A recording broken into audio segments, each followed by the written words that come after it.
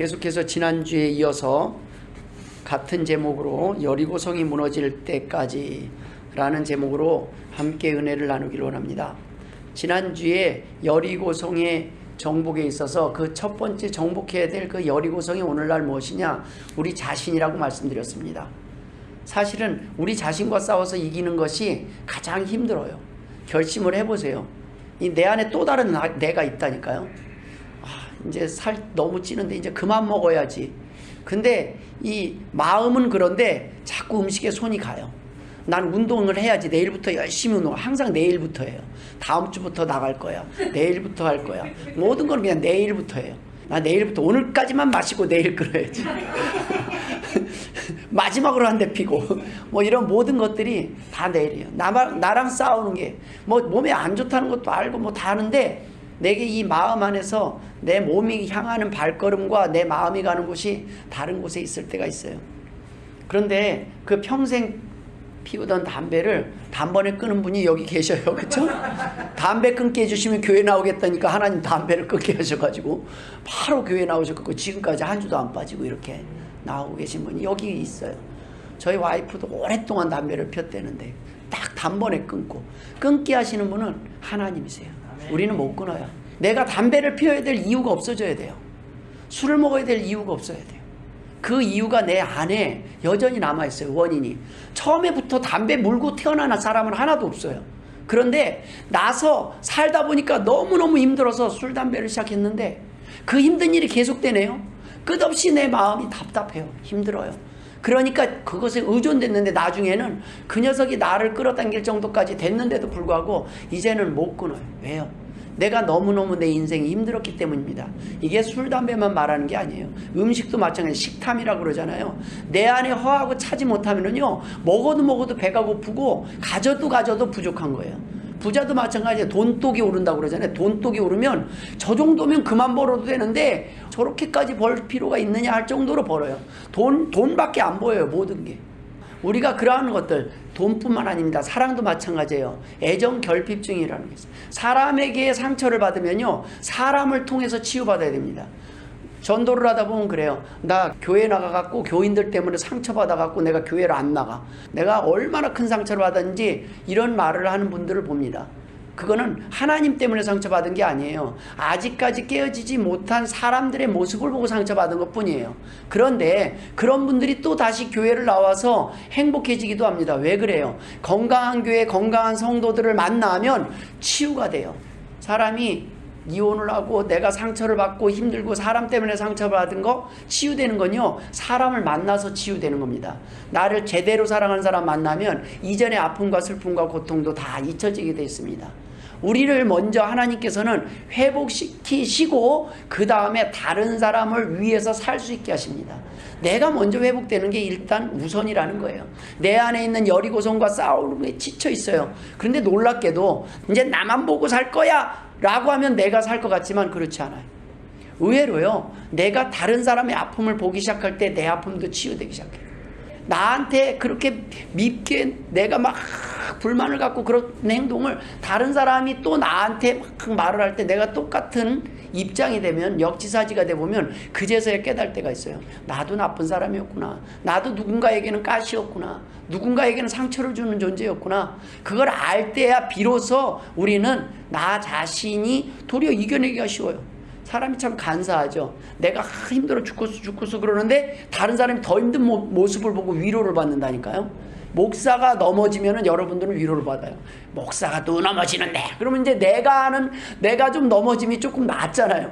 목사도 못 참더라. 그러면 이제 여러분들 좁잖아요. 목사가 지난주에 새벽기도 빠졌다던데 그러면은 좀 낫잖아요. 이런 다른 사람의 넘어짐이 우리에게 위로가 되는 건 왜 그럴까요? 우리도 다른 사람들 가운데서 어쩌면 내가 정말로 큰 죄인이라고 생각하면 세상에 미운 사람이 별로 없어져요. 근데 내가 그래도 저 사람보다 낫다고 생각하면 왜 그렇게 마음에 안 드는 사람이 많은지 그냥 앉아서 신문 보면서 그냥 하루 종일, 경로당 가보면 신문 보면서 하루 종일 온 세상 사람들을 다 욕하고 있어요. 내가 세상을 다 바꿀 수 있을 것 같아요. 그런데 내가 사실은 부족한 사람입니다. 나보다 다른 사람들은 더 낫습니다 생각하고 보면은 또 다 이뻐요. 그래도 저 사람은 이게 낫네. 저 사람 나보다 밥은 잘하네. 요리는 잘하네. 다 보면은 이쁘지 않은 사람들이 없습니다. 세상이 내가 마음에 안 들기 시작하면 이 세상은 정말로 어두운 색으로밖에 안 보여요. 그러나 안경을 바꿔 끼면 이 세상이 그래도 희망이 있는 세상입니다. 하나님은 이 세상을 절망적으로 내버려 두시지 않기 위해서 이 땅에 오셔서 소망을 주시기 위해서 십자가에 달려 들어가 있습니다. 그 문제의 근본이 죄에 있었다는 거예요. 사람은 죄를 지면요 낙심을 해요. 넘어지고 실패하면 자기 자신을 일단은 용서가 안 되는 거예요. 내가 나를 좋게 안 봐요. 아유 너 보니까 마음에 안 든다. 내가 마음에 안 드니 다른 사람은 오죽하겠습니까? 내가 마음에 안 들기 시작하면요 세상을 살 맛이 안 나요. 막 살아요. 하나님은 너 괜찮다. 다시 한번 일어나 봐라. 너 괜찮은 사람이다. 내가 너를 돕겠다. 하나님은 우리를 회복시키시기 위해서 이 땅에 오셨을 뿐만 아니라 우리의 죄 문제를 대신해서 십자가에서 죄값을 치르셨습니다. 이 여리고성 정복은 단지 나의 회복만을 위한 계획이 아니었다는 겁니다. 나만을 위한 전쟁이 아닙니다. 그러니 포기하면 안 됩니다. 힘들 때 우리는 나만 죽어버리면 된다는 생각이 들 때가 있습니다. 그러나 그걸로 해결되지 않습니다. 여러분 빚을 어쩌다가 보니까 빚을 졌어요. 내가 빚을 갚고 싶어요. 그런데 이제는 뭐 갚을 만한 빚이 아니에요. 그럼 어떻게 합니까? 내가 그냥 나만 죽어버리면 되지. 아니에요. 살아서 조금이라도 갚으려는 마음을 가지고 조금이라도 애를 쓰면 그나마 위로가 되잖아요. 미안해. 내가 그래도 많이는 못 갚는데 여기까지는 갚을게. 그러한 모습을 볼 때 빚을 못 받는 채무자도 그나마 위로가 되는 거예요. 하나님께서는 우리에게 하나님의 방법으로 회복시킬 그런 많은 방법들을 성경에 기록해 두셨습니다. 너가 일단 살기를 원한다.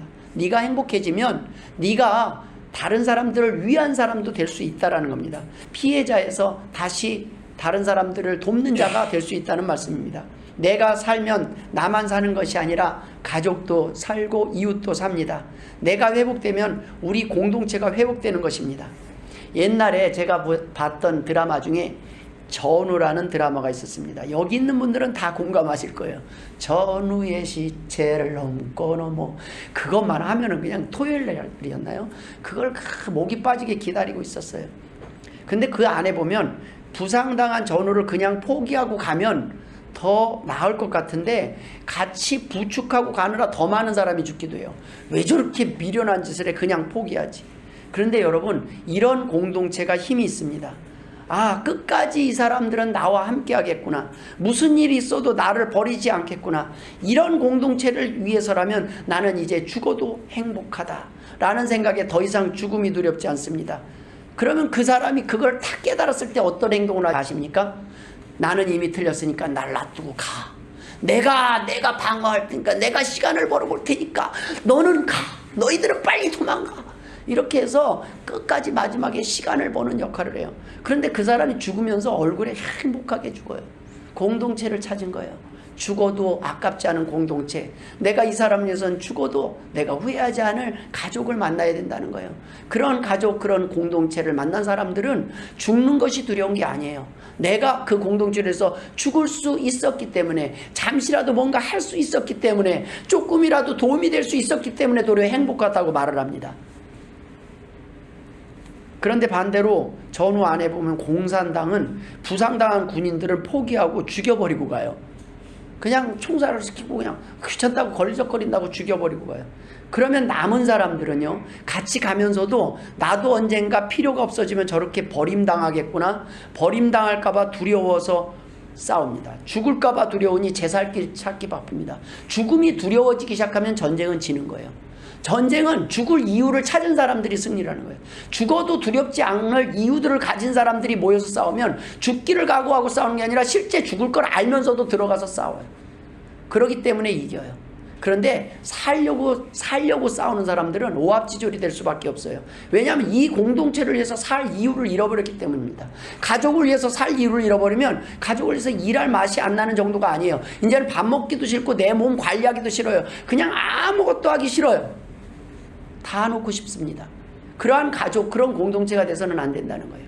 내가 이 공동체를 통하여 내가 받은 사랑이 얼마만큼인데, 내가 마지막이라도 이 공동체에 죽기 직전까지 조금이라도 도움이 되고 싶다. 그러한 공동체를 찾았을 때 우리는 비로소 행복해지는 것입니다.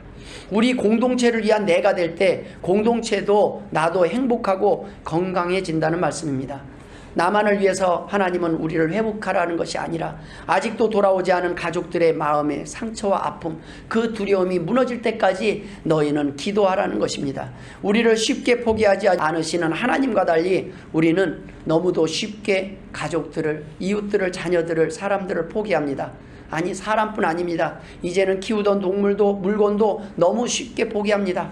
흔해졌어요. 사람의 가치가 아무리 사람이 많다고 해서 내가 그렇게 존귀하지 않은 존재가 아닌데 이 세상에 사람들이 너무 많다 보니까 나는 쓸모없어져 보여요. 이제는 쓸모없다는 생각이 늙고 병들고 아프면은 나는 아무것도 아닌 것 같아요. 그런데 나를 귀히 여기는 사람들이 있습니다. 자, 부모님들이 보세요. 내가 장애인이고 내가 아무리 늙고 병들어도 부모님은 자식이 귀해요. 너는 나한테는 귀한 자식이다. 그 말을 해주는 게 가족 아니겠습니까?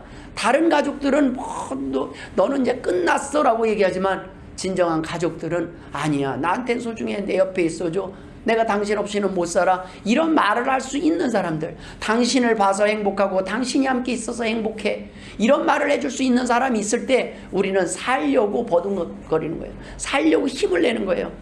그런데 그러한 말을 우리는 너무 속으로 담고 있어요.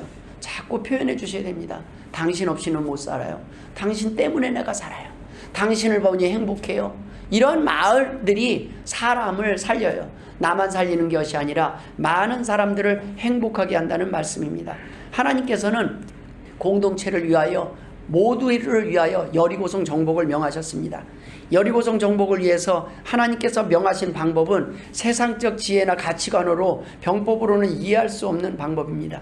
오늘 본문 4절에 보면 제사장 7은 7 양각 나팔을 잡고 언약궤 앞에서 나아갈 것이요 7째 날에는 그 성을 7번 돌며 그 제사장들은 나팔을 불 것이며 라고 기록되어 있습니다. 언약궤를 앞에 두고 그냥 도는 거예요. 아무것도 없어요. 그게 무슨 전쟁입니까? 그런데 하나님은 이 방법을 이스라엘 백성에게 명하셨어요. 사실 여리고성 전쟁은 하나님 입장에서 보면 이미 승리가 보장되어 있는 전쟁이었습니다. 그러니까 승리 자체가 목적이 아닌 겁니다. 어차피 하나님이 하실 일인데 그냥 무너뜨리면 될 것이에요. 소돔과 고모라처럼 그냥 불로 심판하시면 될 일이었습니다. 그러나 이 하나님의 명령은 이스라엘 백성들을 위한 명령이었습니다. 이스라엘 백성들에게 순종을 통한 승리를 경험하게 하시는 것이 바로 하나님의 목적이었습니다. 이스라엘 백성들은 이미 수많은 기적을 경험했습니다. 그럼에도 불구하고 하나님께서는 왜 이런 명령을 하셨을까요? 바로 순종을 훈련시키신 것입니다. 하나님을 통해서 승리하는 그 경험을 하기를 원하셨다는 거예요. 이스라엘 백성들은 머릿속의 지식과 달리 아직 몸은 훈련되지 않았습니다. 도리어 기적을 보면 볼수록 더 어린아이와 같은 신앙, 의존적인 신앙이 될 수도 있었습니다. 하나님의 전적인 돌보심이 이스라엘 백성들에게는 독이 될 수 있었던 것입니다. 우리도 하나님의 자녀됨은 감사하면서도 정작 하나님의 말씀에 순종하는 삶은 거부하며 사는 사람이 될 수 있습니다. 어차피 하나님이 용서하실 텐데, 어차피 하나님이 구원하실 텐데, 어차피 하나님이 다 하실 텐데 뭐하러 일일이 구원할 필요가 있어, 뭐하러 열심히 살 필요가 있어 라고 생각하고 안일하게 살아갈 수 있습니다. 하나님은 아시겠지, 하나님이 도우실 거야, 하나님은 내 편이시니까 기도하지 않아도, 내가 막 살아도, 내가 그냥 못된 짓을 해도 난 다 잘 될 거야, 마치 나는 아닌 것처럼 바라보시는 분들이 지금 몇 분 계십니다. 제가 그 눈을 피하고 있습니다. 다 우리가 그런 사람이라는 거예요. 하나님께, 이건 하나님에 대한 믿음이 있는 것 같지만 사실은 하나님을 잘 모르는 거예요. 하나님은 우리가 막 살아도 도움을 주시는 분이 아니에요. 도움을 주시고 싶은데 못 주셔요. 그 상황에서는 버릇이 나빠지잖아요. 부모 뺨을 탁 때리는 자녀에게 아이고 잘했다 해보세요. 그 다음 또 때리죠. 미련한 거예요. 부모에게 뺨을 때리고 다른 사람의 뺨을 때리면 야단을 쳐야 다시는 안 때려요. 그래야 자녀도 행복하고 나도 행복한 거예요. 하나님은 주고 싶어도 좋은 걸 다 주고 싶은데 나쁜 습관일 때는 못 주셔요. 그래서 이스라엘 백성에게 좋은 방법으로 행복을 주하고 좋은 방법으로 하나님의 능력을 경험하기를 원하셨던 겁니다. 그런데 이스라엘 백성들은 하나님의 그 기적들을 다 보고 나서 도리어 하나님이 원하는 순종의 삶을 사는 것이 아니라 그냥 우리는 하나님의 선택된 백성이니까 하고 마음대로 살아가요. 이러한 사람들 때문에 교회에 나오면, 이런 사람을 만나면 시험 들어서 실망하고 나갈 수 있다는 거예요. 교회에 와서 실망하는 거는 하나님의 말씀이 잘못 가르치는 것이 아니라 하나님을 오해하는 거예요. 하나님이 내 편이니까 나는 아무나 막 해도 된다. 아니에요. 막 한 건 벌을 받아요. 하나님은 사랑하지만 벌을 주셔요. 왜요? 좀 참기는 참으셔요. 몇 번을 참아요. 그런데 벌을 주셔요. 왜요? 그래야 내가 그 짓을 안 하기 때문이에요. 망하는지 실패하는지 사람이 주변에서 사람들이 다 떠나는 일을 안 하게 하는 거예요. 홀로 외롭게 만들지 않게 하시기 위해서, 이 세상에 너 혼자 외롭게 살지 않게 하기 위해서 하나님은 일단 우리가 말씀을 통해서 변화되기를 원하시는 것입니다. 그런데 우리는 그냥 하나님이 용서하셨으니까 이제는 구원받았으니까 마음 놓고 살아도 된다. 이게 구원파의 논리예요. 이단 구원파는요, 구원받으면 됐지. 하나님은 예수 그리스도께서 십자가에 다 돌아가셨으니까 우리는 뭔 짓을 해도 다 돼. 걱정 안 해. 그러고 다 마음대로 살아요. 하나님은 그것이 아니에요. 나만을 위한 삶이 아니에요. 내가 내 마음대로 살면 내 주변 사람이 힘들어질 수 있잖아요. 함께 더불어서 건강하게 살기를 원하시는 거예요. 너가 이기적으로 사는 만큼 다른 사람도 너가 불편해져서 각자가 이기적으로 살 수밖에 없어요. 그런데 서로 이타적으로 나누는 사람들이 모이면 풍성한 삶을 살 수 있게 됐기 때문에 하나님께서는 오늘도 말도 안 되는 방법이지만 하나님의 말씀에 순종해서 우리가 회복되기를 원하신다는 말씀입니다. 그래서 순종을 훈련시키기 위해서 오늘 말도 안 되는 방법을 이스라엘 백성에게 제시합니다. 우리가 이 땅에 살아가는 동안 순종이 없는 믿음 생활은 우리를 향하신 하나님의 선하고 아름다운 계획을 방해할 뿐이고 지연시킬 뿐입니다. 오늘날 우리의 자녀들이 아무 대가 없이 부모의 사랑을 받다 보니 배려와 사랑이 권리인 줄 알고 순종을 통한 보상은 사랑이 아니라고 착각하는 것 같습니다. 사실 요즘 부모님들 자녀들을 너무 많이 사랑해요. 보통 사랑하는 게 아니에요. 왜 그런지 아십니까? 예전에 너무 어렵게 살았거든요. 너무 고생을 했거든요. 너무 배려받지 못하고 살았어요. 그때는 부모님들이 자식들을 위한 배려요? 아니요. 먹고 살기 바빴어요. 그냥 바깥에서 일하고 오면 자식들 지금 오늘날 교육학에서 말하는 따뜻한 말, 자상한 말로 할 여유가 없어요. 스트레스가 보통이에요. 그냥 자식들은 부모 눈치야. 그냥 부모가 때리지만 않으면 다행이에요.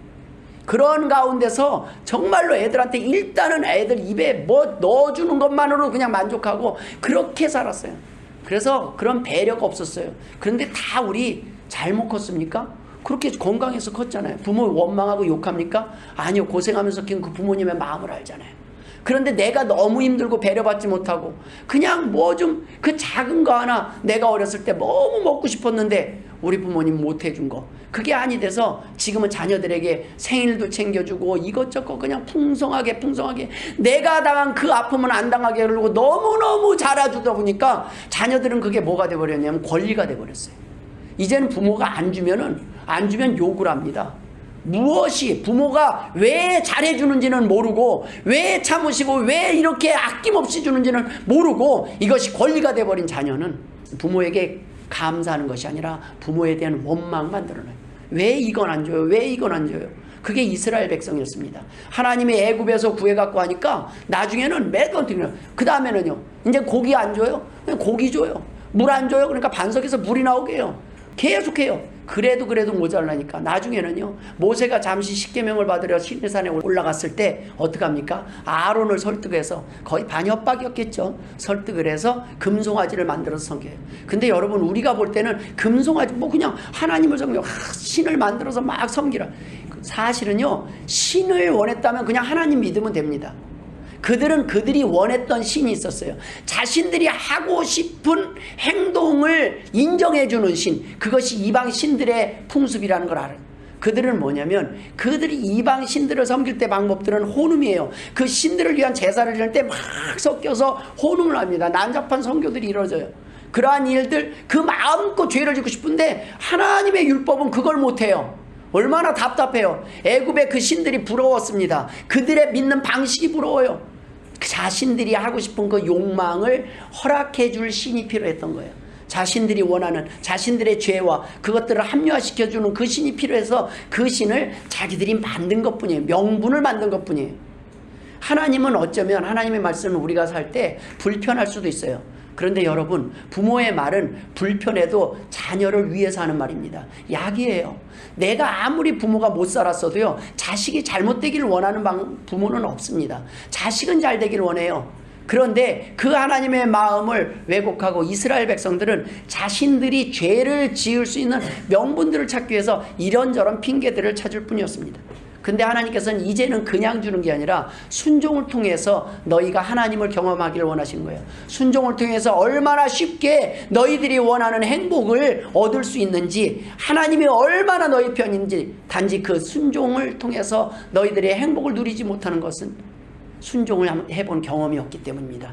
그러면 하나님 명령을 하셔야죠. 성경은 우리를 위한 명령입니다. 우리를 복되게 하기 위한 명령입니다. 그 명령을 통해서 우리는 순종을 통해서 하나님의 살아계심을 경험하게 될 것이라는 말씀입니다. 이스라엘 백성들이 이렇게 오냐 키워서 처음에 막 다 배려해 줬더니 나중에 어느 정도까지 됐습니까? 노뱀을 걸어요. 잘못을 하고 하나님께 불순종해서 나중에 온 백성이 역병을 들고 다 죽어가요. 노뱀을 그저 하늘에 하나 덜어놓고 그거 그냥 이렇게 잠깐 쳐다보면 살 것이다. 이 말도 안 되는 방법이잖아요. 물려서 죽는 거는 상식적이지만은 이거를 노뱀을 본다고 낫는 건 이건 상식적이지 않은 일이거든요. 근데 하나님은 이런 방법을 원하시는 거예요. 그 말도 안 되는, 이해할 수 없는 그 상황. 여러분, 천국이 이해가 됩니까? 아닙니다. 믿음으로 알 수 있는 겁니다. 우리가 자녀들이 어렸을 때 제일 곤란한 질문이, 엄마 나 어떻게 태어났어? 그럼 제일 곤란해요. 내가 엄마 자식인 걸 어떻게 알아? 그럼 더 황당해요. 지금은 유전자 검사라도 하지만은, 엄마 나는 주워온 것 같아 아무래도. 그러면 더 해요. 우리가 하나님에 대해서 때로는 믿음으로 쉽게 갈 수 있는 일을 너무 어렵게 힘들게 갈 때가 있어요. 그저 노뱀만 바라보면 되지만 노뱀을 보지 않고 죽습니다. 홍해를 가르고 구름기둥과 불기둥으로 인도하신 그 하나님, 만나와 메추라기를 먹고 살면서도 그들은 금으로 우상을 만들어 섬겼습니다. 그들은 아무 조건 없는 구원을 통해 순종 없는 승리가 당연하다고 생각할 수 있었습니다. 때문에 하나님께서는 순종을 통해서 승리하는 훈련을 시키시는 것입니다. 우리가 살아갈 때 문제만, 태풍만 바라보고 그 문제를 함께 지켜보고 계신 하나님의 계획에는 관심이 없을 때가 많이 있습니다. 그러나 그 문제를 통해서 하나님께서 우리에게 주실 큰 은혜와 축복을 바라보지 못하면 우리는 여리고성을 정탐했던 12명 중 10명과 다를 바가 없습니다. 그 10명은 똑같은 여리고성 앞에서, 문제 앞에서 자신들을 메뚜기와 같이 여겼어요. 자기 자신이 메뚜기라고 생각하니까 얼마나 비참하겠어요. 행복하겠습니까? 이제 끝난 거예요. 우리 이스라엘 백성은 끝났어요. 메뚜기예요. 그러나 여호수아와 갈렙은 여리고성을 우리의 밥이라고 표현합니다. 여러분, 문제가 닥쳤을 때 태풍 같은 환란 속에서도 끝까지 하나님 앞에 나오지 않고 구하지 않고 말씀을 무시하고도 죽지 않고 살아갈 수는 있습니다. 그러나 그것은 내 힘으로 이겨낸 것도 하나님 없이 버틴 것도 아닙니다. 사랑의 하나님께서 긍휼을 베푸시어 심판을 미루시며 우리가 하나님 앞에 돌아올 기회를 주신 것뿐입니다. 하나님께서 참으면서 계속 기다리고 계시는데 우리는 나 하나님 없이 여태껏 잘 살아왔어라고 생각하는 거예요. 정말 잘 살고 행복하십니까? 하나님께서 하나님께 돌아오지 않는 그곳에, 그래 실컷 있어봐라. 그러나 너가 정말 행복하냐? 여러분, 힘들 때 기도할 곳이 없는 것처럼, 힘들 때 전화할 곳이 없는 것처럼 힘든 것이 없습니다. 여러분, 힘들 때 도움을 청할 수 있을 때 바로 우리가 행복이 시작되는 순간이라는 말씀입니다. 하나님께서는 우리가 하나님을 통한, 말씀을 통한 승리를 경험하기를 원하십니다. 때문에 우리는 세상 사람들과 다른 방법으로 살아가야 합니다. 다른 방법으로 문제를 해결해야 합니다. 바로 언약궤를 앞세우고 돌아가야 합니다. 말씀에 순종하며 말씀을 기준으로 살아가야 합니다. 그래야 승리할 수 있습니다. 제사장이 백성 앞에서 나아가라는 것은 예배가 우선이라는 겁니다. 예배가 무엇입니까? 하나님을 만나는 것입니다. 하나님을 만나고 그 하나님께 찬송하는 것입니다. 그러면 제사장이 누구입니까? 제사를 주관하는 사람입니다. 예전에는 제사장만 가능했지만 지금은 누구나 제사 드릴 수 있습니다. 베드로전서 2장 9절에 너희는 택하신 족속이요 왕같은 제사장이요 거룩한 나라요 그의 소유가 된 백성이니 라고 말씀하셨습니다. 이제 저와 여러분 모두가 하나님 앞에 직접 제사를 드릴 수 있는 제사장이라는 말씀입니다. 이제 전쟁의 실패를 제사장 탓만 할 수가 없습니다. 목사 탓, 교회 탓을 할 수 없는 시대에 살고 있다는 것입니다. 망하면 내 탓이라는 겁니다. 내가 예배하지 않냐고, 내가 앞장서지 않았기에 일어난 일들입니다. 지금 우리는 남을 핑계할 수 없는 은혜의 시대에 살고 있습니다. 누구나 말씀을 들을 수 있고 누구나 하나님을 섬기며 예배할 수 있습니다. 직접 기도할 수 있고 직접 하나님께 예배할 수 있는 시대에 살고 있기 때문입니다. 이 시대의 승리를 이끌 주인공은 여호수아도 목사도 아니요, 바로 우리 각자 자신이라는 말씀입니다. 바로 우리의 믿음을 통해 새로운 승리의 전쟁사가 쓰여져야 한다는 말씀입니다. 전쟁의 승리를 위한 하나님께 드려지는 제사가 너무도 중요하기 때문에 제사장이 중요한 것이지 제사장 때문에 제사가 중요한 것이 아닙니다. 목사가 하는 일 때문에 하나님께서 목사를 존귀케 하시는 것이지 목사 자체가 존귀한 존재가 아니라는 겁니다. 마찬가지로 여러분도 하나님의 자녀이기 때문에 귀한 존재라는 말씀입니다. 목사만 귀하고 여기 집사, 장로만 귀한 것이 아니라 모두가 귀하다는 거예요. 네가 귀하다는 거예요. 네가 존귀하다는 거예요. 아유, 나는 목사도 아닌데 막 살아도 되지. 이것이 바로 그거예요. 나는 제사장도 아닌데 막 살아도 되지. 결국에는 금송아지를 놓고 자기가 하고 싶은 명분을 찾는 것뿐입니다. 여러분, 성경은 분명히 말씀하고 있습니다. 여러분들은 귀한 자들이라는 겁니다. 왕같은 제사장이라는 겁니다.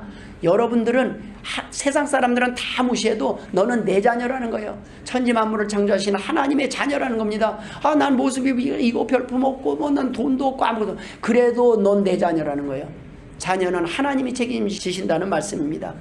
우리가 하나님의 자녀이기에 귀한 존재로 사랑받고 보호받는 것이지 하나님과의 관계가 끊어지면 우리는 또한 아무것도 아니라는 말씀이기도 합니다. 여러분, 하는 짓이 이뻐야 사랑받는 것입니다. 사람이 사람다워야 사람 대접받는 것입니다. 아무 자격 없는 우리를 부르시고 입히고 먹이셔서 좀 사람답게 사랑받고 살게 하니까 자기가 잘나서 그렇게 대접받는 줄 알고 교만해서 하나님이 하신 일을 잊고 자신이 뭐 좀 된 줄로 알고 착각하며 살아가서는 안 된다는 말씀입니다. 하나님의 말씀과 대적하고 하나님의 말씀을 무시하는 목사나 교인들이라면 도리어 바리새인들처럼 우선적으로 더 큰 심판의 대상이 될 수 있는 것입니다. 여리고성의 정복에 관한 명령은 나만이 아니라 모두를 행복하기 위한 승리가 목적이었습니다. 나만, 이스라엘 백성만 잘 살고 잘 먹고 잘 사는 그러한 전쟁이 아니었다는 거예요. 여러분, 여러분이 회복되어야 하나님의 나라가 회복되는 겁니다. 여러분이 빠지면 모든 사람이 천국 가도 내가 빠지면 무슨 천국이 의미가 있겠습니까? 하나님은 너도 가야 된다는 거예요. 너도. 아유, 나는 빼고 그냥 다른 사람만 다 천국 가게 했어요. 다른 사람만 행복하고 난 돼요. 아니야, 너도 같이 가자라는 거예요. 너부터 행복해야 되겠다. 나는 너를 포기할 수 없다. 하나님의 메시지는 동일합니다. 오늘날 이 시대에 많은 이방 민족들에게 하나님은 우리가 참 하나님이심을 증거하기를 원하십니다.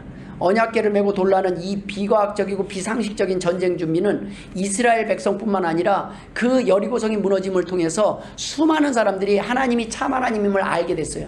도리어 믿음이 더 생기는 거예요. 그래서 그들은 먼저 이스라엘 백성에게 화친하려고 다가오기도 하고 이스라엘 백성도 훨씬 더 나았어요.